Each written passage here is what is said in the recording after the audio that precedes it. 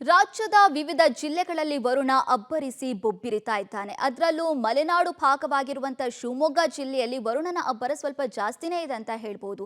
ಈಗ ತೀರ್ಥಹಳ್ಳಿ ತಾಲೂಕಿನಲ್ಲಿ ಕಾರೊಂದು ಅಪಾಯದ ಸ್ಥಿತಿಯಲ್ಲಿ ಸಿಲುಕಿತ್ತು. ಬಟ್ ಅಲ್ಲಿರುವಂತಹ ಪ್ರಯಾಣಿಕರನ್ನ ಎಲ್ಲರನ್ನ ಕೂಡ ರಕ್ಷಣೆ ಮಾಡಲಾಗಿದೆ. ಮತ್ತೊಂದು ಕಡೆ ಬೆಳ್ತಂಗಡಿಯ ಮುಂಡಾಜಿಯಲ್ಲೂ ಕೂಡ ಮಳೆಯ ಪ್ರಮಾಣ ಜೋರಾಗಿತ್ತು. ಇನ್ನು ಮಡಿಕೇರಿಯಲ್ಲೂ ಕೂಡ ಮಳೆಯ ಅಬ್ಬರ ಜೋರಾಗಿದ್ದು ಹಲವಾರು ಜಲಪಾತಗಳು ದುಮ್ಮಿಕ್ಕಿ ಹರಿತಾ ಇದೆ. ಹಲವಾರು ಅನಾಹುತಗಳು ಕೂಡ ಸೃಷ್ಟಿಯಾಗಿದೆ. ಆ ಕುರಿತ ರಿಪೋರ್ಟ್ ಇಲ್ಲಿದೆ. ರಾಜ್ಯದ ವಿವಿಧೆಡೆ ಜಿಲ್ಲೆಗಳಲ್ಲಿ ವರುಣನ ಆರ್ಭಟ. ಮಳೆರಾಯನ ಆರ್ಭಟಕ್ಕೆ ಶಿವಮೊಗ್ಗದಲ್ಲಿ ಅವಾಂತರ. ಹೊಳೆಯಲ್ಲಿ ಸಿಲುಕಿದ ಕಾರು ಕುಟುಂಬಸ್ಥರ ರಕ್ಷಣೆ. ರಾಜ್ಯದ ವಿವಿಧ ಜಿಲ್ಲೆಗಳಲ್ಲಿ ವರುಣ ಅಬ್ಬರಿಸಿ ಬೊಬ್ಬಿರಿದಿದ್ದಾನೆ. ಮಲೆನಾಡು ಶಿವಮೊಗ್ಗದಲ್ಲಿ ಮತ್ತೆ ಜೋರು ಮಳೆಯಾಗಿದೆ.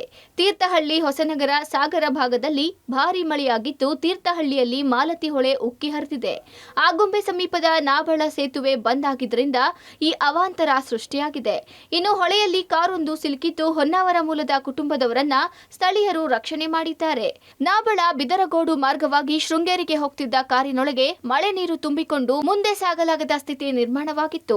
ಅಲ್ಲಿದ್ದ ಸ್ಥಳೀಯರು ಕಾರಿಗೆ ಹಗ್ಗ ಕಟ್ಟಿ ಎತ್ತಿನ ಗಾಡಿ ರೀತಿ ಎಳೆದು ತರುವ ಮೂಲಕ ರಕ್ಷಣೆ ಮಾಡಿದ್ದಾರೆ.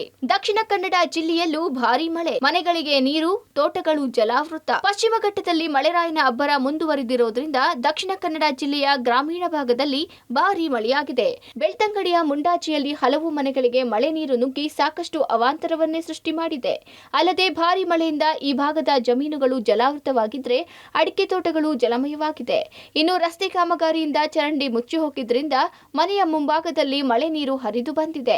ನಿರ್ಮಾಣ ಹಂತದಲ್ಲಿದ್ದ ತಡೆಗೋಡೆ ಕುಸಿತ. ಮನೆ ತಡೆಗೋಡೆ ಕುಸಿತಕ್ಕೆ ಮಾಲೀಕ ಕಣ್ಣೀರು. ಕೊಡಗು ಜಿಲ್ಲೆಯಲ್ಲಿ ಮಳೆ ಆರ್ಭಟ ಮುಂದುವರೆದಿದೆ. ಧಾರಾಕಾರ ಮಳೆಯ ಪರಿಣಾಮ ಮಡಿಕೇರಿಯ ಸುಬ್ರಹ್ಮಣಿ ನಗರದ ಸ್ಫಟಿಕ ಲೇಔಟ್ನಲ್ಲಿ ನಿರ್ಮಾಣ ಹಂತದಲ್ಲಿದ್ದ ಮನೆಯ ಬೃಹತ್ ತಡೆಗೋಡೆ ಏಕಾಏಕಿ ಕುಸಿದಿದೆ.